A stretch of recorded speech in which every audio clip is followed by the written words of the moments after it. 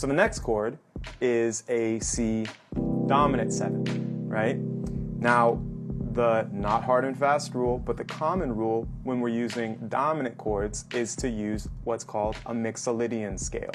Now, Mixolydian, big word, sounds crazy, not scary at all. Because if we look at the C major scale, Mixolydian changes one note.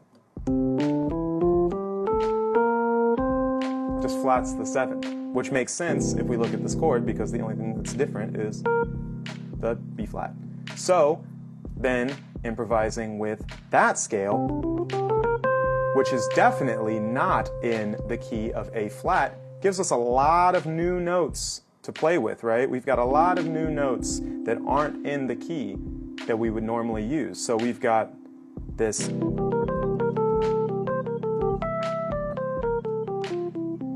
all kinds of new textures over this chord, but once again we're using that just over this chord. There's a lot of like ways that you can do, carry on phrases from like the previous idea and stuff, but for now you want to get really comfortable being able to shift in and out depending on which chord you are over, or depending on which harmony you're trying to like play in, right? So we've got this C7 for the next chord.